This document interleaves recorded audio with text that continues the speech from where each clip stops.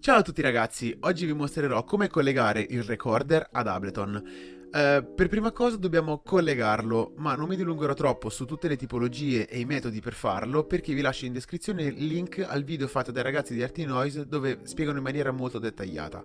Nel mio caso invece andrò a utilizzare il mio MacBook insieme a un'app scaricabile gratuitamente dall'App Store chiamata Bluetooth MIDI Connect. Andiamo quindi ora ad aprirla e andiamo nel Finder, clicchiamo sull'app Bluetooth MIDI Connect. Una volta selezionato l'app sembrerà scomparsa, ma in realtà la troviamo in background in alto a destra.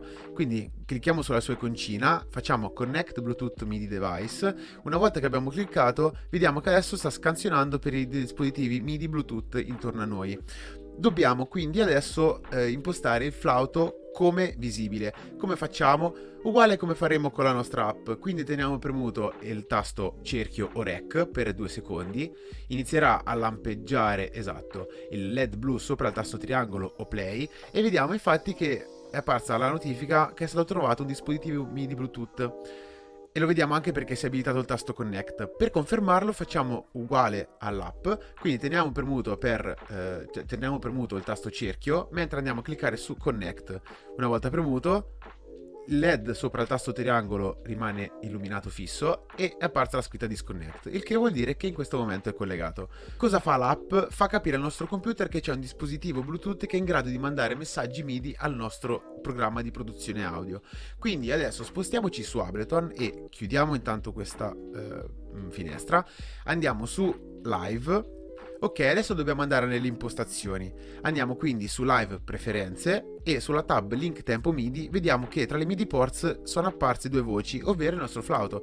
Due perché c'è in e out, dove indicano la comunicazione di MIDI, messaggi MIDI in ingresso e out di quelli in uscita. Io non ho toccato nulla e già Ableton di default ha messo la spunta su traccia e remoto e a noi va benissimo così. Perché solamente sulla sezione in e non out? Perché il recorder manda messaggi MIDI al nostro computer e però non li può ricevere. Quindi in questo modo abbiamo avuto la conferma che il flauto è stato riconosciuto da Ableton correttamente. Un'ennesima conferma del collegamento che è avvenuto e della ricezione da parte di Ableton dei messaggi MIDI è quella che abbiamo controllando questi due quadratini in alto a destra, che vediamo qua, dove il primo quadratino indica i messaggi MIDI in ingresso e quello sotto i messaggi MIDI in uscita. Come mai il LED, questa lucettina sta lampeggiando all'impazzata e ogni tanto si accende e si spegne? Questo lo vedremo nel prossimo tutorial che appena sarà online vi lascerò il link in descrizione per vederlo e tratteremo di argomenti leggermente più avanzati e vedremo come mappare dei parametri nascosti del flauto su Ableton.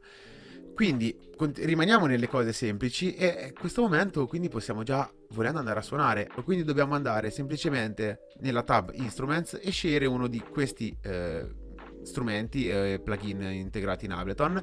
Io ad esempio me ne sono salvato uno tra i preferiti e adesso posso fare due cose. Ricordiamoci sempre che su Ableton se vogliamo utilizzare il flauto dobbiamo utilizzare una traccia MIDI, quindi perché altrimenti avremo una traccia audio e adesso la nascondo perché non mi serve.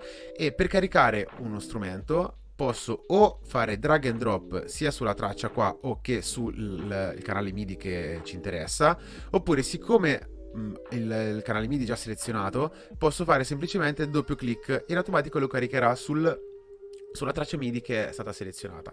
Ok, quindi adesso noi possiamo suonare, quindi andiamo a fare una prova.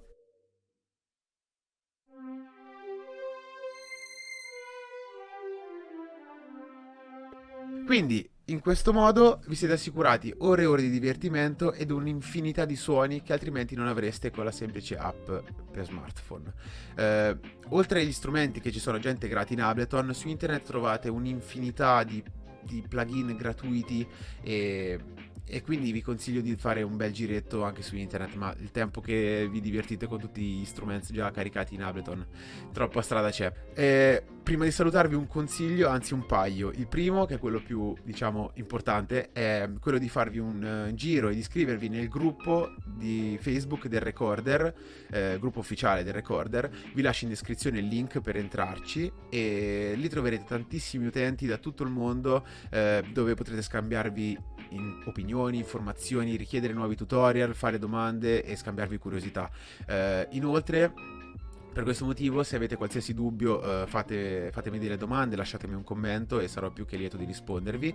E un'altra precisazione è quella che questo tutorial, ovviamente, diciamo che è abbastanza in linea teorica, non è solo per Ableton, ma è utile anche per tutte le altre DAW o DAW o Digital Audio Workstation, che sono tutti gli altri programmi di produzione audio, come ad esempio FL Studio, Reaper, Studio One, anche GarageBand. E diciamo che io vi ho fatto vedere questo perché Ableton è il programma che utilizzo io quotidianamente, quindi non mi sono voluto andare a dilungare troppo su altri programmi che non utilizzo. Ok, quindi ci vediamo al prossimo tutorial, dove andremo a vedere in maniera più approfondita alcuni argomenti e niente, vi saluto, buon divertimento a tutti, ciao!